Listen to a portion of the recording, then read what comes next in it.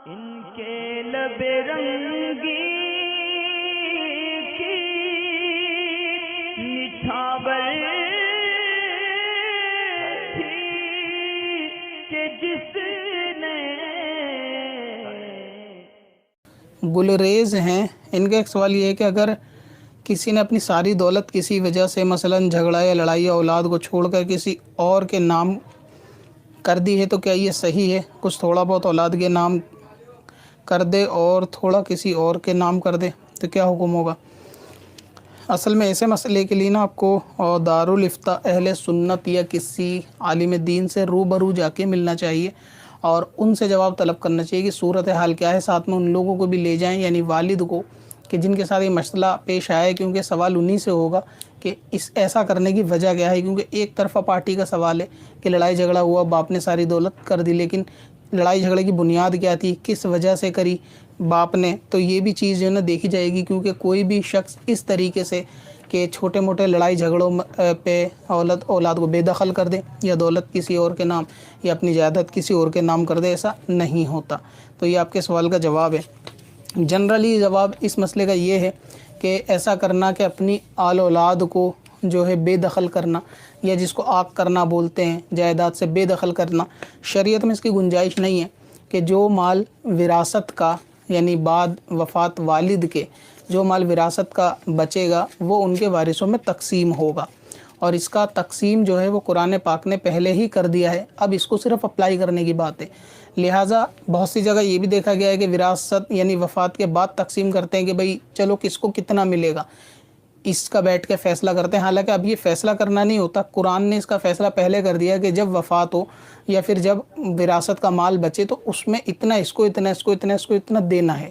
تو اب جو ہے نا نئے طریقے سے بندہ اس میں رول ریگولیشن نہیں لا سکتا. موقع کے حساب سے بہت ساری تبدیلیاں ہو سکتی ہیں. مثال کے طور پہ کوئی جس کا جو وارث ہے اب وارث نہیں ہے تو اس کے بعد کون وارث ہوگا، اس طریقے کی تبدیلیاں ہو سکتی ہیں. مگر جس کو جتنا حق ملنا ہے یا حصہ ملنا ہے وہ قرآن نے طے کر دیا ہے. مثال کے طور پہ کہ لڑکے کا ڈبل یا لڑکی کا سنگل، تو اس میں اب تبدیلی جو ہے وہ نہیں ہو سکتی. تو اگر کسی کے والد وفات کر گئے تو اس میں جب وہ وراثت تقسیم ہوتی ہے تو اب وہ وراثت کے جو کنڈیشن ہے وہ صرف اپلائی ہوتی ہے کہ قرآن کے حساب سے یہ اس کو ملنا چاہیے، نہ کہ یہ طے ہوگا کہ اس کو کتنا ملنا چاہیے، کیونکہ کتنے والا فیصلہ قرآن نے کر دیا ہے. تو اسی لیے جو ہے نا اب یہ وراثت تقسیم ہوگی بعد وفات. اور اگر کسی نے اپنی زندگی میں کسی شخص کو اپنے مال کا مالک جو ہے نا بنا دیا تو شریعت اس کو بھی ناپسند کرتی ہے کہ اولاد کو جو ہے وہ کچھ بھی ہاتھ میں نہ دے کر یا کچھ بھی ان کے لیے وراثت نہ چھوڑ کر سارا جو ہے کسی غیر کو دے دینا، یہاں تک کہ کسی نیک کام میں بھی دے دینا. شریعت اس کو بھی پسند نہیں کرتی کہ جو اب جس کے پیچھے اس کے وارث باقی ہوں اور وہ ان کو کچھ نہ دے. اگر یہ سیدھے سادے معاملے میں ہے تو شریعت پسند نہیں کرتی. اور بعض صورتیں ایسی ہوتی ہیں اولاد کو نہ دینے کی یا مال سے ان کو جائیداد چھوڑ کے کسی اور کو دینے کی کہ اگر ان میں اولاد نافرمان ہے یا پھر یہ غالب گمان ہے کہ اگر اس کے ہاتھ میں یہ مال یا یہ مکان یا یہ جائیداد آئے گی تو یہ اس کا ناجائز کام میں فائدہ اٹھائے گا. مثلاً یہ کہ کوئی اولاد نافرمان ہے، سخت والدین کو مارنے والی، ان کو تکلیف دینے والی، یا پھر یہ کہ شرک اور کفر تک میں ایمان اور ان سب معاملات کے اندر کوئی فرق نہیں کرتی، یا اس قدر کی جواری یا شرابی ہے کہ اگر اس کے ہاتھ میں یا اس کو جائیداد کا مالک بنایا گیا تو یہ جو ہے نا جوئے میں یا شراب میں یا برے کاموں میں سارا جو ہے نا برباد کر دے گا ہماری دولت کو. تو ایسے میں جو ہے نا والدین کسی اور کو دینا چاہیں وہ مرضی. تو والدین اگر اولاد اس طریقے کی نافرمان وغیرہ ہے تو والدین جو ہے نا اپنی حیات میں کسی اور کو دے دیں، وہ ایک الگ صورت بن سکتی ہے. ابھی ہوتا یہ ہے کہ اگر کسی شخص نے اپنی زندگی میں یعنی اپنی حیات میں کسی بھی مال کا کسی اور کو مالک کر دیا اور اس کے قبضے میں دے دیا تو پھر وہ شخص اس کا مالک ہو جائے گا. سیدھی بات یہ ہے. اور جو وراثت بٹتی ہے وہ بعد وفات ہوتی ہے، وفات کے بعد پھر جو ہے نا وراثت پہ وارث ہوگا حق. ابھی اگزامپل کے طور پہ کہ مان لیجئے دو بہنیں ہیں بہت چھوٹی ہیں اور بھائی جو ہے نا بڑا ہے. اب والد کو یہ چیز معلوم ہے کہ اگر میں نے جو ہے نا وہ اور بیٹے کے اگر میری وفات ہوئی تو بیٹے کے پاس جو حصہ آئے گا ہو سکتا ہے یہ سارا غصب کر جائے، اور بہنوں کو ان کا حق نہ دے یا چھوٹوں کو ان کا حق نہ دے.